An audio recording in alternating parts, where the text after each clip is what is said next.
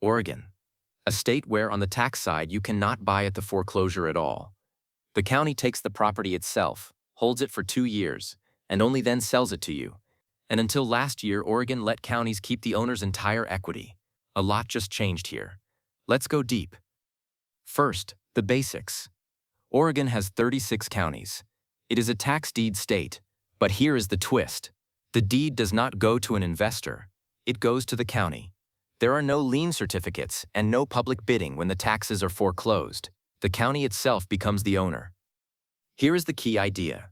2 tracks, 2 very different procedures. On the tax side, the county forecloses in court against the property itself and ends up owning it. On the mortgage side, it is almost always a private trustee's sale with no judge at all. One track runs through a courtroom. The other usually does not. Part 1. Tax deeds. The track the county controls from start to finish. So is it judicial? Yes. Oregon forecloses delinquent taxes through an in rem court proceeding, brought by the county tax collector and the district attorney against the property itself. A judge enters a judgment of foreclosure.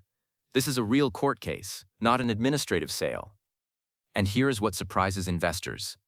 There is no auction for you at this stage. When the judgment is entered, the parcels are sold by law directly to the county. The county is the only buyer.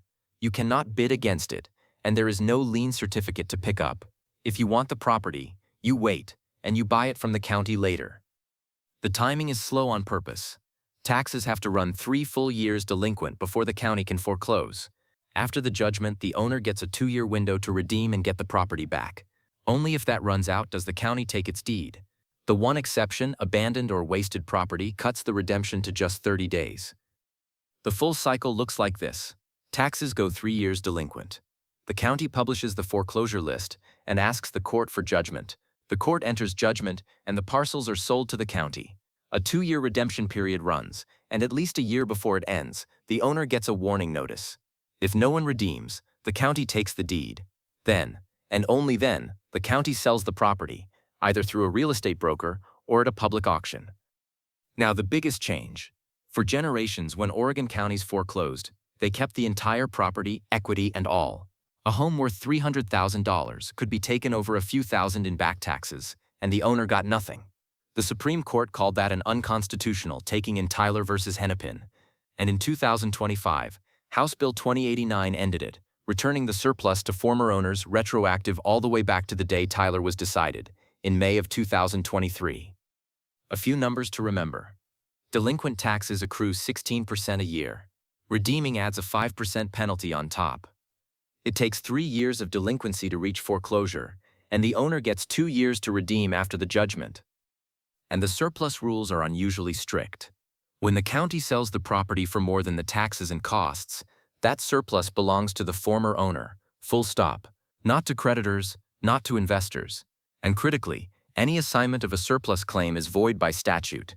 The surplus recovery agent business simply does not work in Oregon. The owner claims it directly, through the state treasury's unclaimed property program, and it can be claimed indefinitely. Now marketable title. And here Oregon is unusually strong. The law declares a policy of, quote, utmost stability for county tax foreclosure title. Once 2 years pass, almost no one can challenge it, and a challenger has to pay the full judgment into court just to try. The county deed wipes out every lien except one, municipal assessments for local improvements like sidewalks and sewers. Compared to most states, this is a clean, durable title. Part 2. Mortgage foreclosure, where the private lenders operate mostly out of court. On the mortgage side, Oregon allows both, but in practice it is almost always non-judicial. Most home loans use a trust deed with a power of sale, so a private trustee can foreclose by advertisement and sale with no lawsuit. A lender can choose judicial foreclosure in court instead, but few do. The trustee's sale runs like this. The trustee records a notice of default and sets the sale at least 120 days out. The borrower can reinstate, curing the arrears any time before the sale. The notice is published and served. Then the trustee sells at public auction and delivers a deed.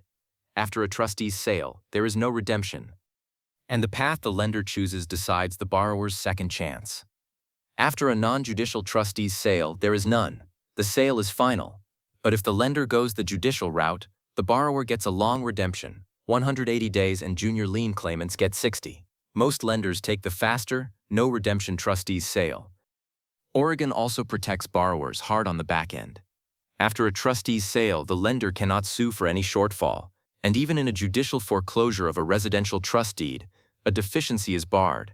Only guarantors and non-residential collateral are exposed. In Oregon, losing the house usually ends the debt.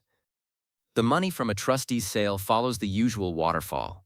The costs of sale first, then the foreclosing lender, then junior liens in order of priority, and finally whatever is left goes back to the borrower.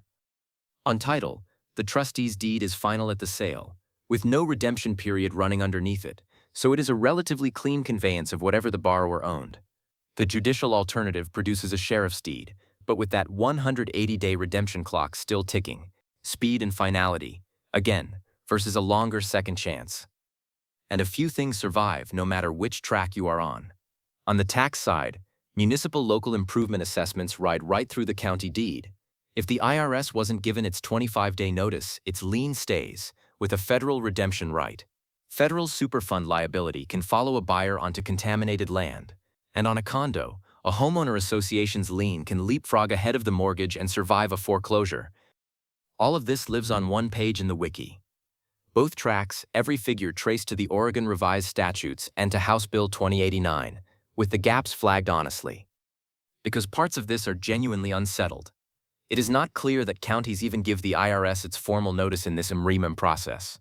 A new bill is testing what happens to homeowner association dues while the county owns the home, and the auction terms vary county by county, so the wiki flags those, instead of inventing them.